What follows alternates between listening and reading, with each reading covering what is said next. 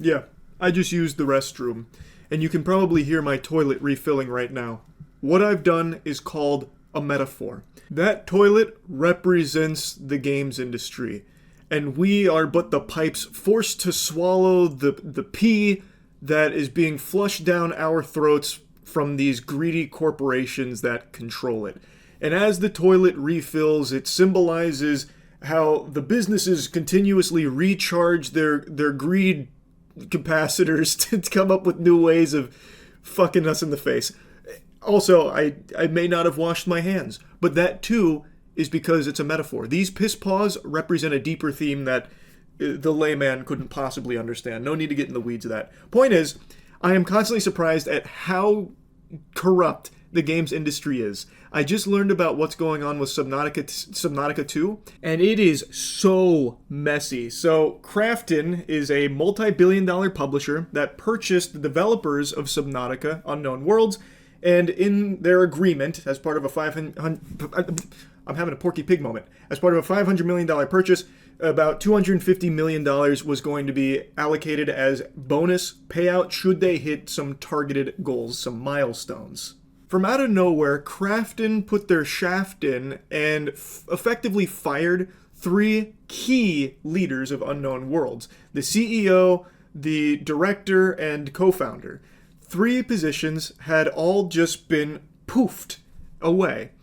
And now it's come out that one of the motivating factors could have been that they were trying to avoid paying out a alleged $250 million bonus that they would have been entitled to if they had released Subnautica 2 into early access like they had planned on. Mainly for those 3 members there. They would see the majority of it. So the theory is that Krafton wanted to avoid paying all of that, so they fired them and then pushed the game to 2026. It's been delayed, so it's going to miss those milestones.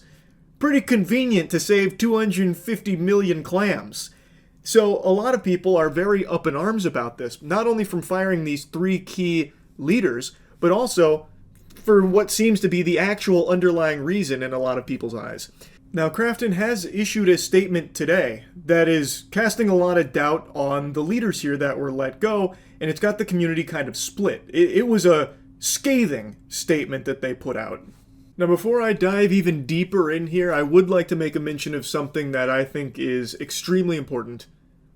Gamer Supps has cans, baby, and Goof Juice is one of 3. So, canned Gamer Supps is finally here, and Goof Juice has made its premiere. This is the best fucking energy drink flavor ever made. I always liked it in powder form, but in can form it's even better. I do want to make a mention though, this is not sugar-free. So you will not be drinking this for like health benefits or anything like that. You will be getting Goof Juice because it is an elixir of the gods that tastes incredible and gives you a lot of energy.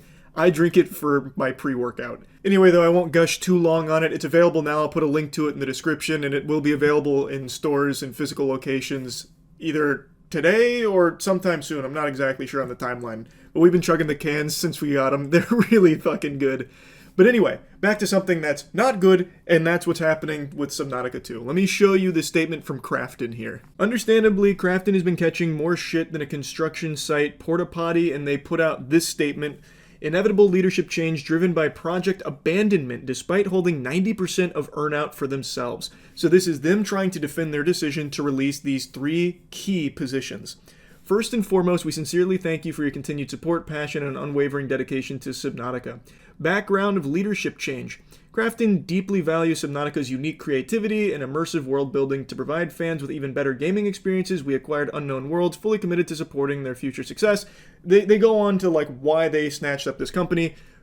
They can use a lot of words here, but the main thing is they saw how much money they stood to make by having this under their umbrella.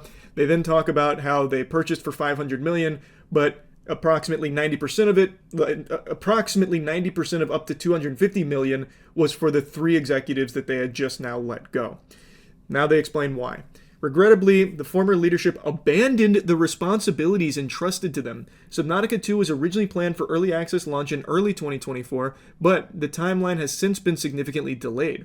Krafton made multiple requests to Charlie and Max to resume their roles as game director and technical director, respectively, but both declined to do so. In particular, following the failure of Moonbreaker, Krafton asked Charlie to devote himself to the development of Subnautica 2. However, instead of participating in the game development, he chose to focus on a personal film project. I'm going to take a brief pause here, a little intermission. I believe this is the personal film project Krafton is referring to. Abyssal Films is a new film production company from the creator of Subnautica, and this is the work, Nutmeg and Mistletoe, and an AI-generated poster to promote it. Myself and a small team are making an independent Christmas comedy together. Think of it like a spiritual successor to Elf.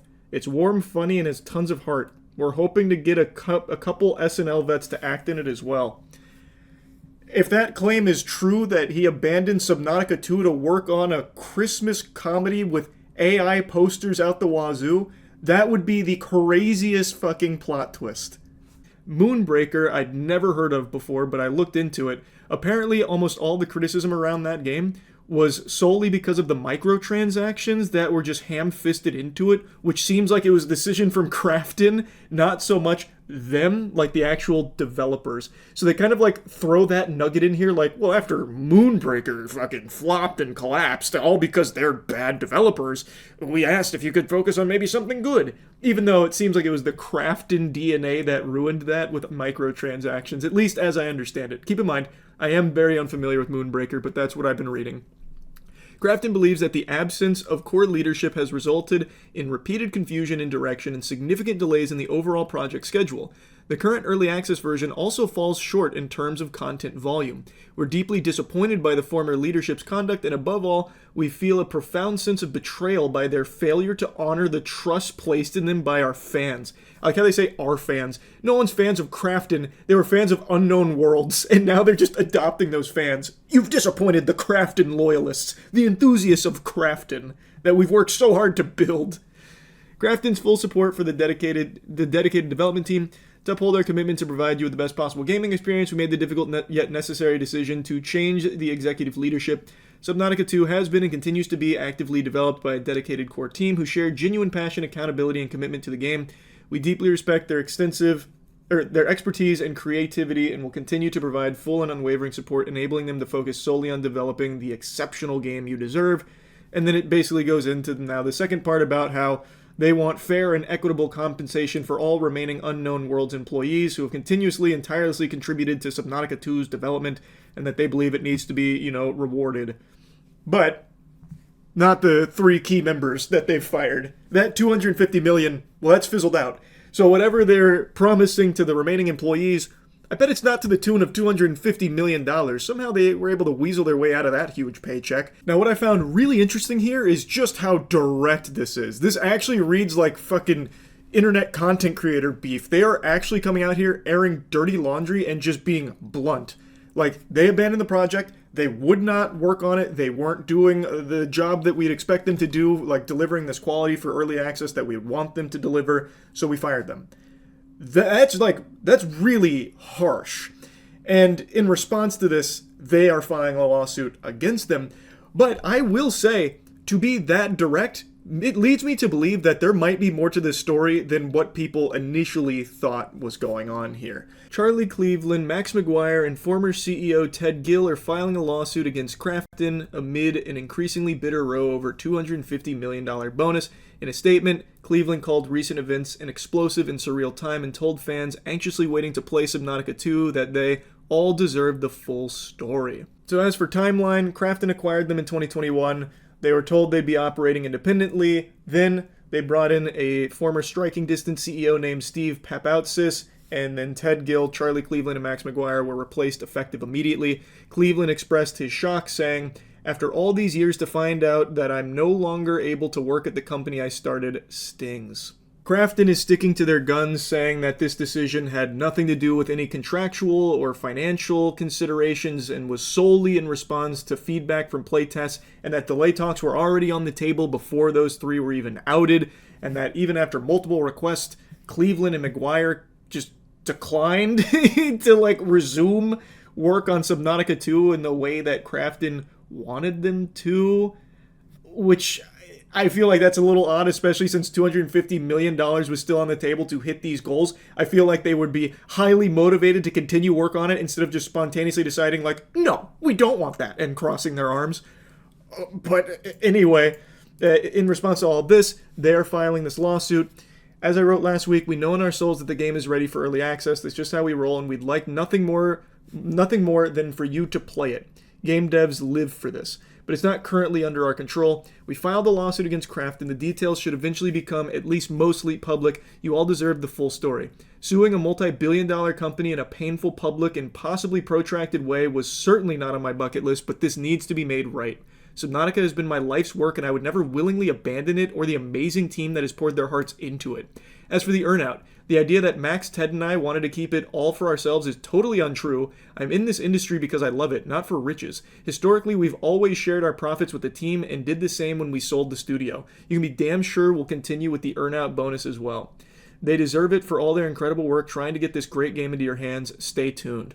So now fans have responded to this, saying that they need to boycott Subnautica 2. Now, while the sentiment in the community has been mostly against Krafton and in support of them, there is, of course, a conversation that needs to be had, and a lot of people are discussing it, about what kind of product were they going to release. Maybe it really isn't in the best state. With $250 million on the table, encouraging them to push out the game, maybe they were highly motivated to just get something out as quickly as possible to reach that goal. So fans are saying, like, it's hard to know, like, who's 100% right and wrong when it comes to this game of he said, she said, but with 250 hanging in limbo, relying solely upon, like, these milestones, these targets, there is a chance that they might have just tried to, like, push this bird out of the nest before it was ready to fly and deliver a subpar Subnautica 2 early access. It's possible, but we don't know. And now we'll never know because they got fired and this got delayed. Really though, personally, I just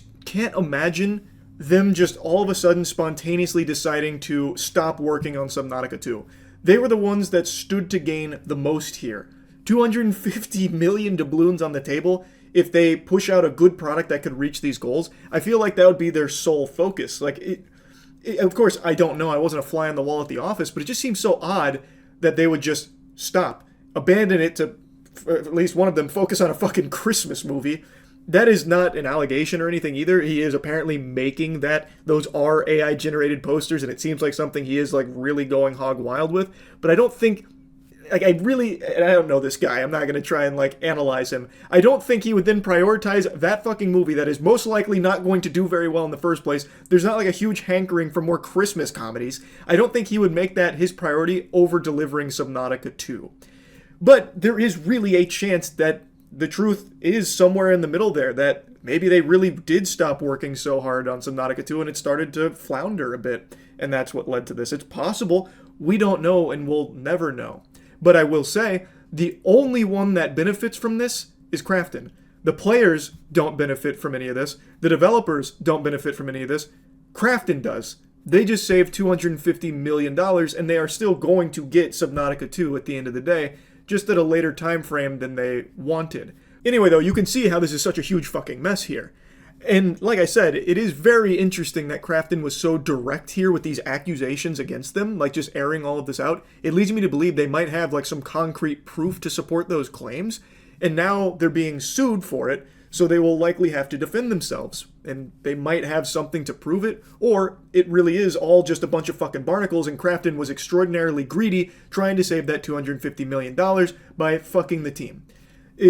We don't know yet, but I am glued to this story now that I've learned about it. It is fascinating. Anyway, that's about it. See ya.